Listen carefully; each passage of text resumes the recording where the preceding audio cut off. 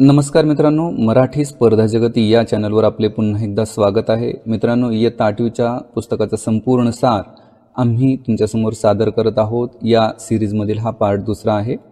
तर आपण ब्रिटिश सत्तेचे परिणाम इथून पुढे कंटिन्यू करत आहोत. हा पार्ट तिसरा आहे.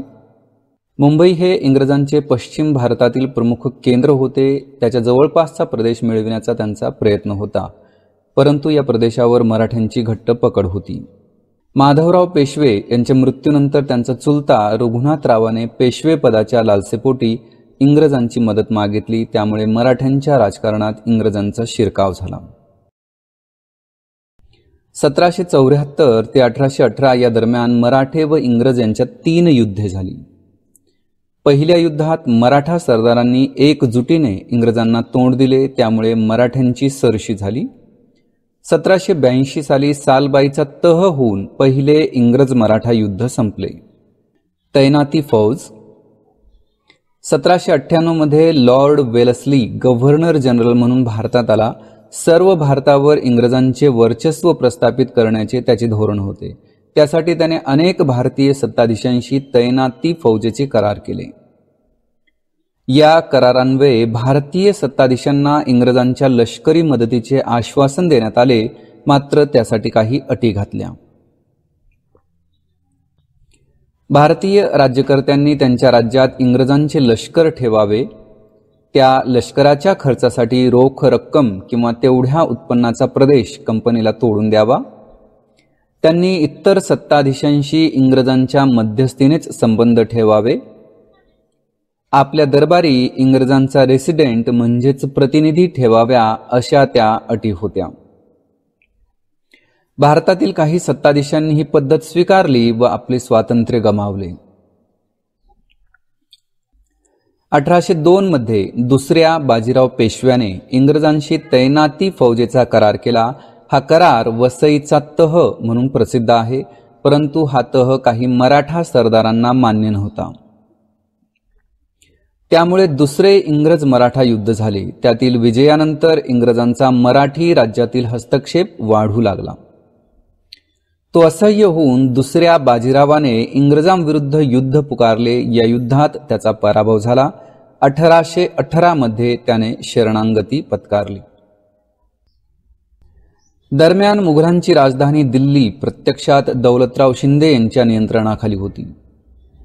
शिंद्यांच्या फौजेचा पराभव करून जनरल लेक याने मुघल बादशहाला ताब्यात घेऊन हिंदुस्थान जिंकला. सातारचे राज्य. पेशवाईचा अस्त झाला तरी सातारचे छत्रपती प्रतापसिंह गादीवर होते. इंग्रजांनी छत्रपती प्रतापसिंहाशी तह करून ग्रँड डफ या अधिकाऱ्याची त्यांना राजकारभारात मदत करण्यासाठी नेमणूक केली, परंतु नंतर त्यांना गादीवरून पदच्युत करून काशी येथे ठेवण्यात आले आणि तेथेच त्यांचा 1847 मध्ये मृत्यू झाला.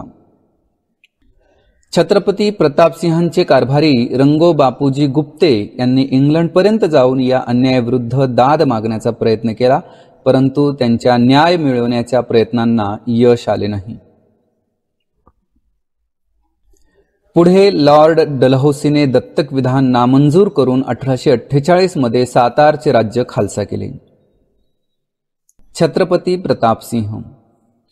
छत्रपती प्रतापसिंह यांनी सातारा शहरात येवतेश्वराच्या देवालयाच्या मागील बाजूस व महादरा येथे तलाव बांधून त्याचे पाणी शहरात खेळवले. शहरात रस्ते बांधले. रस्त्यांच्या दोन्ही बाजूंना झाडे लावली. मुलामुलींना संस्कृत, मराठी, इंग्रजी शिकण्यासाठी पाठशाळा बांधली. तेथेच एक छापखाना काढला आणि अनेक उपयुक्त ग्रंथ छापून घेतले. 1827 साली राजनीतीविषयक सभानीती नावाचा एक ग्रंथ लिहून छापला. त्यांनी साताऱ्याहून महाबळेश्वर ते प्रतापगडापर्यंत रस्ता तयार केला. तोच रस्ता पुढे महाडपर्यंत नेण्यात आला. छत्रपती प्रतापसिंह हे दररोज रोजनिशी स्वतः लिहित असत. दुहेरी राज्यव्यवस्था. रॉबर्ट क्लाइव्हने 1765 साली बंगालमध्ये दुहेरी राज्यव्यवस्था अस्तित्वात आणली. महसूल गोळा करण्याचे काम कंपनीने हाती घेतले, तर शांतता व सुव्यवस्था राखण्याचे काम बंगालच्या नवाबाकडे ठेवले. यालाच दुहेरी राज्यव्यवस्था असे म्हणतात. दुहेरी राज्यव्यवस्थेचे दुष्परिणाम कालांतराने दिसू लागले. सामान्य जनतेकडून कर रूपाने वसूल केलेले पैसे कंपनीतील अधिकाऱ्यांनी स्वतःच्या खिशात घातले. भारतातील व्यापाराचा मक्ता फक्त ईस्ट इंडिया कंपनीला दिल्यामुळे इंग्लंडमधील अनेक व्यापाऱ्यांना कंपनीचा हेवा वाटत होता. कंपनीच्या भारतावरील कारभारावर इंग्लंडमध्ये टीका होऊ लागली. तेव्हा कंपनीच्या कारभारावर नियंत्रण ठेवण्यासाठी इंग्लंडच्या पार्लमेंटने काही महत्त्वाचे कायदे केले. पार्लमेंटने केलेले कायदे 1773च्या रेग्युलेटिंग ऍक्ट नुसार बंगालच्या गव्हर्नरला गव्हर्नर जनरल असा हुद्दा देण्यात आला. या ऍक्ट नुसार लॉर्ड वॉरन हेस्टिंग्ज हा गव्हर्नर जनरल झाला.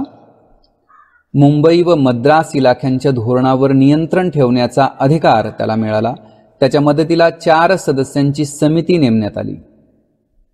1784 मध्ये पीटचा भारतविषयक कायदा मंजूर झाला. कंपनीच्या भारतातील राज्यकारभारावर पार्लमेंटचे नियंत्रण ठेवण्यासाठी एक कायम स्वरूपाचे नियामक मंडळ स्थापन करण्यात आले. कंपनीला भारतातील राज्यकारभाराविषयी आदेश देण्याचा अधिकार या मंडळाला देण्यात आला. 1813, 1833 व 1853 मध्ये कंपनीच्या कारभारात फेरबदल करणारे कायदे पार्लमेंटने केले. अशा प्रकारे कंपनीच्या प्रशासनावर ब्रिटिश सरकारचे अप्रत्यक्ष नियंत्रण अस्तित्वात आले. इंग्रज सत्तेच्या आगमनापाठोपाठ नवी प्रशासकीय पद्धत भारतात रूढ झाली. मुलकी नोकरशाही, लष्कर, पोलीस दल व न्याय संस्था हे इंग्रजांच्या भारतातील प्रशासनाचे प्रमुख आधारस्तंभ होते. मुलकी नोकरशाही भारतात इंग्रजांची सत्ता दृढ करण्यासाठी इंग्रजांना नोकरशाहीची गरज होती. लॉर्ड कॉर्नवॉलिस याने नोकरशाहीची निर्मिती केली. मुलकी नोकरशाही हा इंग्रजी शासनाचा महत्त्वाचा घटक बनला. कंपनीच्या अधिकाऱ्यांनी खाजगी व्यापार करू नये असा नियम त्याने घालून दिला. त्यासाठी त्याने अधिकाऱ्यांचे पगार वाढवले. प्रशासनाच्या सोयीसाठी त्याने इंग्रजांच्या ताब्यातील प्रदेशांची जिल्हावार विभागणी केली. जिल्हाधिकारी हा जिल्हा शासनाचा प्रमुख असे. महसूल गोळा करणे, न्याय देणे, शांतता व सुव्यवस्था राखणे ही त्याची जबाबदारी असे. अधिकाऱ्यांची भरती इंडियन सिव्हिल सर्व्हिसेस म्हणजेच ICS या स्पर्धात्मक परीक्षेद्वारे केली जाऊ लागली. लष्कर व पोलीस दल भारतातील इंग्रजांच्या ताब्यातील प्रदेशांचे संरक्षण करणे, नवे प्रदेश हस्तगत करणे व भारतातील इंग्रजांविरोधी उठाव मोडून काढणे ही लष्कराची कामे होती. देशात कायदा व सुव्यवस्था राखणे हे पोलीस दलाचे काम असे. न्याय व्यवस्था इंग्लंडमधील न्यायव्यवस्थेच्या धर्तीवर इंग्रजांनी भारतात नवी न्याय व्यवस्था स्थापन केली. प्रत्येक जिल्ह्यात मुलकी खटल्यासाठी दिवाणी न्यायालय व फौजदारी खटल्यासाठी फौजदारी न्यायालय स्थापन केले. त्यांच्या निर्णयाच्या फेरविचारासाठी उच्च न्यायालय स्थापन केली. कायद्यापुढे समानता भारतामध्ये पूर्वी ठिकठिकाणी वेगवेगळे कायदे होते. न्यायदानात जातीनुसार भेदभाव केला जाई. लॉर्ड मेकॉलेच्या नेतृत्वाखाली स्थापन झालेल्या विधी समितीने कायद्याची संहिता तयार केली. सर्व भारतात एकच कायदा लागू केला. कायद्यापुढे सर्व समान आहेत हे तत्व इंग्रजांनी रूढ केले. या पद्धतीत सुद्धा काही दोष होते. युरोपातील लोकांवरील खटले चालवण्यासाठी स्वतंत्र न्यायालय व वेगळे कायदे अस्तित्वात होते. नवे कायदे सामान्य लोकांना समजत नसत. न्याय ही सामान्य लोकांसाठी खूपच खर्चिक बाब होती. खटले वर्षानुवर्षे चालत. इंग्रजांचे आर्थिक धोरण प्राचीन काळापासून भारतावर आक्रमणे होत राहिली. अनेक आक्रमक भारतामध्ये स्थायिक झाले. ते भारतीय संस्कृतीशी समरस झाले. त्यांनी जरी येथे राज्य केले तरी भारताच्या अर्थव्यवस्थेत मूलभूत बदल केले नाहीत. इंग्रजांचे मात्र तसे नव्हते. इंग्लंड हे आधुनिक राष्ट्र होते. औद्योगिक क्रांतीमुळे तेथे भांडवलशाही अर्थव्यवस्था रूढ झाली होती. या व्यवस्थेला पोषक अशी अर्थव्यवस्था त्यांनी भारतात रुजवली. त्यामुळे इंग्लंडचा आर्थिक लाभ झाला, परंतु भारतीयांचे मात्र आर्थिक शोषण होऊ लागले. जमीन महसूल विषयक धोरण. इंग्रजी अंमल सुरू होण्यापूर्वी खेड्यातील अर्थव्यवस्था स्वयंपूर्ण होती. शेती व इतर उद्योग यांच्याद्वारे गावाच्या गरजा गावातच भागत असत. जमीन महसूल हे राज्याच्या उत्पन्नाचे प्रमुख साधन होते. इंग्रजपूर्व काळात पिकानुरूप शेतसारा आकारला जात असे. पीक चांगले आले नाही तर शेतसाऱ्यात सूट मिळे.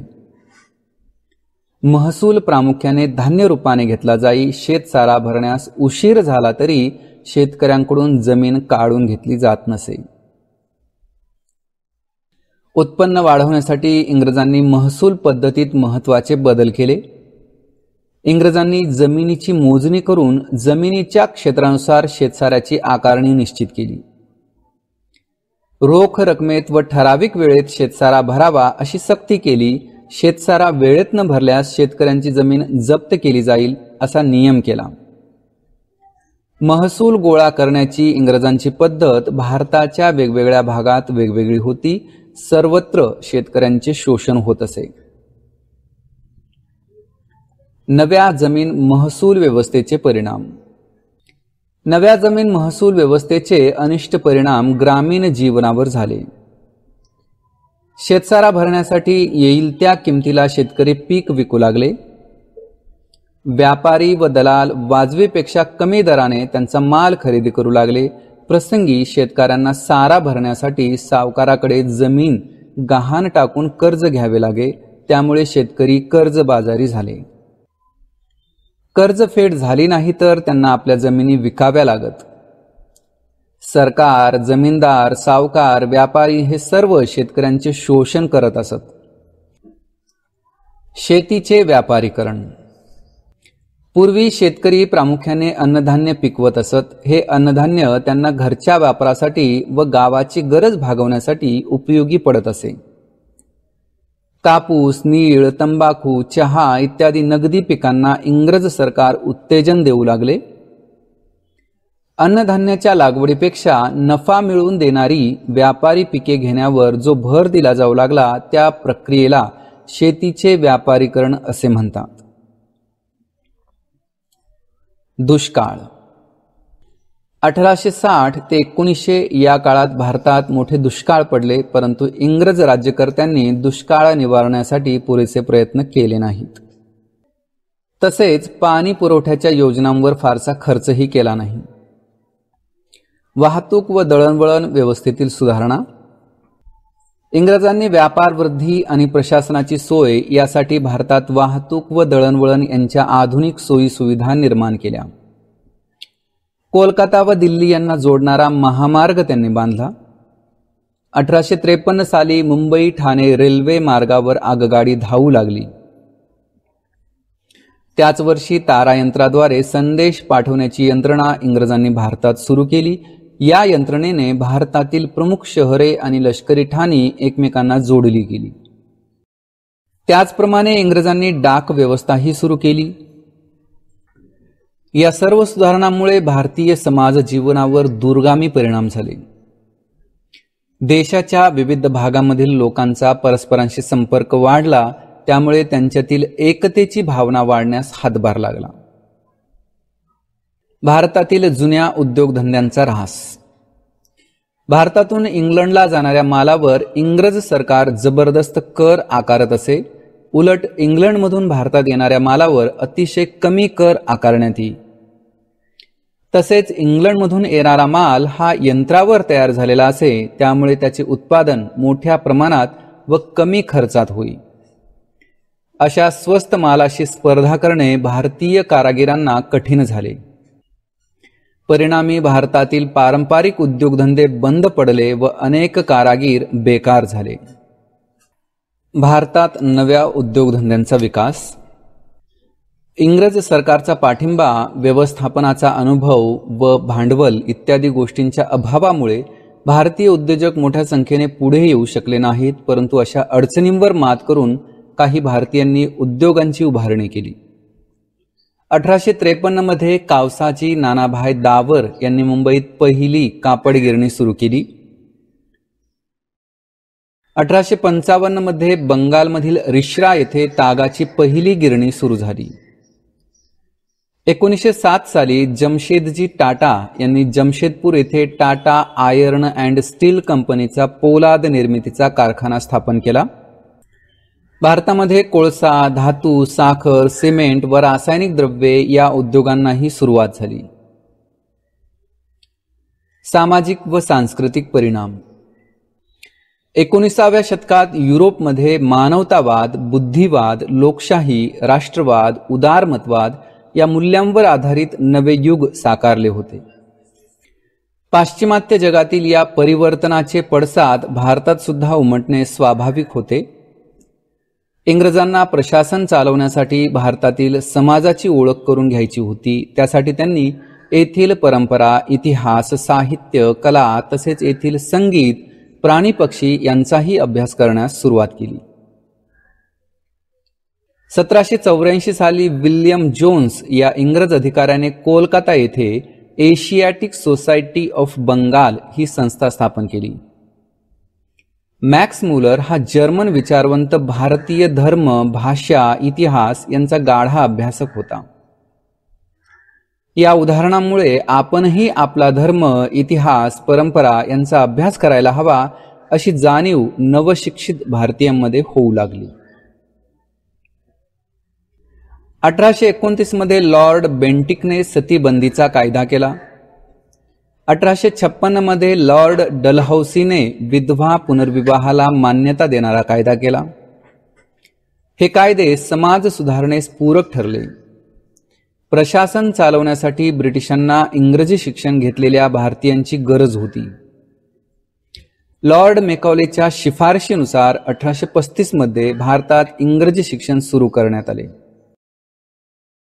नव्या शिक्षणाद्वारे नवे पाश्चात्य विचार, आधुनिक सुधारणा, विज्ञान व तंत्रज्ञान यांची भारतीयांना ओळख करून देण्यात आली. 1857 साली कोलकाता, मुंबई, मद्रास म्हणजेच आजचे चेन्नई येथे विद्यापीठांची स्थापना करण्यात आली. पाश्चात्य शिक्षण घेतलेल्या मध्यम वर्गाने भारतातील सामाजिक प्रबोधनाच्या चळवळीचे नेतृत्व केले.